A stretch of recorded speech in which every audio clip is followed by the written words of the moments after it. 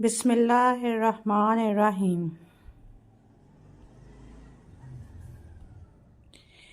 Get پری نے کھولا تھا۔ مجھے دیکھتے ہی وہ خوشی سے اچھل پڑی اور حلق کے بل چلا کر ماں کو آوازیں دینے لگی۔ مما مما دیکھیں کون آیا ہے۔ مما جلدی آئی۔ اتنی گرم جوشی سے استقبال ہونے پر میری سفر کی ساری تھکان دور ہو گئی۔ میں نے کپڑوں کا بھاری بیگ ایک طرف رکھا اور پری کو خود سے لپٹا کر خوب سارا پیار کیا۔ اتنے میں متجسس انداز سے چلتی ہادیہ بھی باہر آ گئی۔ میں محبت سے آگے بڑھی، لیکن بھابھی کا سرد سا رویہ دیکھ کر میرے جذبوں پہ اوس پڑ گئی۔ خود کو خود میں سمیٹ کر بھاری بیگ گھسیٹ کر بھابھی کی تقلید میں آگے بڑھ گئی۔ ہادیہ بھی ایک ٹرے میں 2 کپ چائے ساتھ 6-7 بسکٹ لے آئی۔ میرے برابر بیٹھ کر رسمن سا حال احوال پوچھا، پھر میرے پلو سے چپکی پری کو گھورا۔ وہ ماں کی تیوری سے ڈر کر بیگ اٹھائے اکیڈمی نکل گئی۔ مجھے تھکان تھی اور نیند کا غلبہ۔ سونے کے لیے مناسب جگہ درکار تھی، مگر یہ پوچھنا کہ میں کس کمرے میں سونے جاؤں اس وقت دنیا کا مشکل ترین کام لگ رہا تھا۔ بھابھی اٹھ کر کچن میں گئیں تو میں ادھر صوفے پر ہی برجمان ہو گئی۔ اگلی صبح عجیب ہنگامہ خیزی تھی۔ کچن سے اٹخ پٹخ کی آوازیں تو کبھی بھائی بھابھی کی نونک جھونک میں حیران تھی کہ صبح ہی صبح ماحول سے بدمزہ ہو گیا۔ میں سب کچھ کمرے میں بیٹھی سن رہی تھی۔ نہ جانے کیوں باہر نکلتے ہوئے خوف سا محسوس ہو رہا تھا۔ پھر ایسا کیا ہوا جو بھیا نے پری کو تھپڑ جڑ دیا اور وہ کرنٹ کھا کے باہر کو بھاگی۔ پری کو جا کے میں اپنی باہوں میں سمیٹا، لیکن ہادیہ بھابھی تن فن کرتی آئیں۔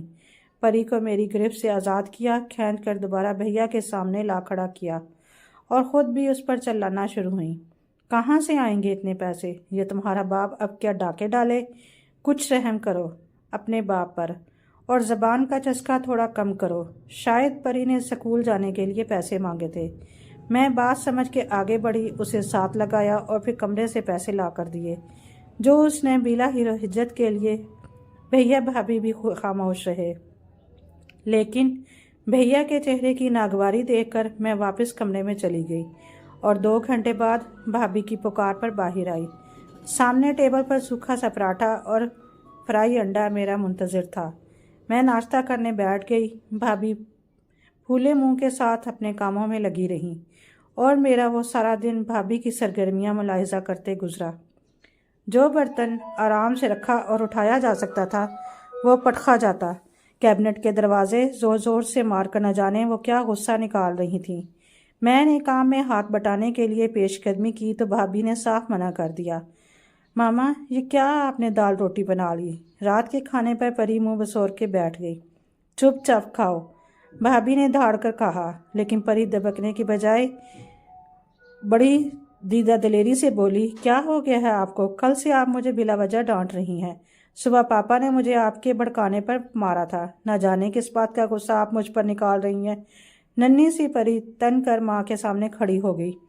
پہلے تو ہمارے گھر کبھی دال نہیں بنی، روز گوشت یا سبزی گوشت بنتا ہے۔ جب بھی پاپا کا دال کا دل ہو آپ گوشت ڈال کے حلیم بناتی ہیں، پھر جب باقی مہمان آتے ہیں تب تو کبھی دال نہیں بنی۔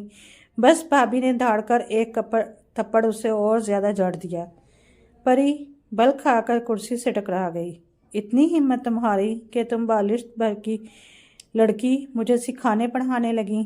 میں مجرموں کی طرح سر جھکائے کھڑی رہی، نہ پری کو گلے لگایا نہ بھابھی کو منع کیا۔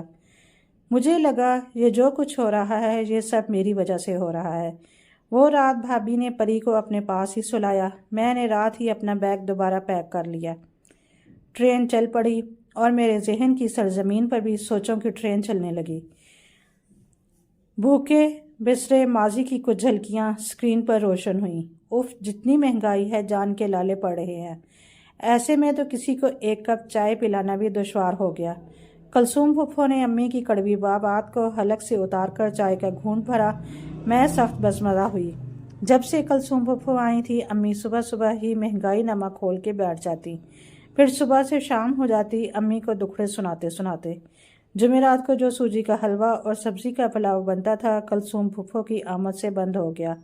ہفتے میں 2-3 بار صبح ناشتہ کبھی پراٹھے، کبھی انڈوں کا حلوہ یا دیسی گھی سے بنا پراٹھا۔ اس سب کی جگہ سوکھے پراٹھے اور رات کا بچا سالن۔ غرض ہمارے گھر کا تمام مینیو بدل گیا، اور ساتھ ساتھ سارا دن جو کچھ پھپھو کو سنایا جاتا، وہ جو مہینہ بھر رہنے آئی تھیں 5-6 دن بعد ہی رخصت ہو گئی۔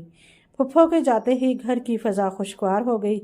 امی جان کا لہجہ پھر سے مٹھاس بھرا، وہی پکوان، وہی خوشبوئیں، نہ مہنگائی کا رونا، نہ کاموں کی تھکن کا دکھڑا۔ وہ وقت کب کا گزر گیا۔ امی، ابو اور پھپھو اپنے اصلی گھروں میں چلے گئے۔ ٹرین میری منزل تک پہنچ گئی، مجھے پتہ بھی نہ چلا۔ باجی کہاں گم ہیں آپ؟ اسٹیشن آ گیا، ساتھ بیٹھی عورت نے مجھے جھنجھوڑا۔ میں نے بھیگا چہرہ صاف کیا اور اپنا سامان اٹھا کر نیچے آئی۔ اس سارے سفر سے ایک بات واضح ہو گئی، کبھی کبھی آپ کی غلطیوں کی سزا آپ کے پیاروں کو بھگتنی پڑتی ہے۔ میں نے ایک بار پھر آنکھیں رگڑیں، تھکان سے میرا برا حال تھا۔ اپنے ماں باپ کی وہی فصل میں کاٹ کے آئی تھی۔ اگر آپ کو میری یہ آج کی ویڈیو اچھی لگی تو پلیز لائک اور شیئر کیجیے۔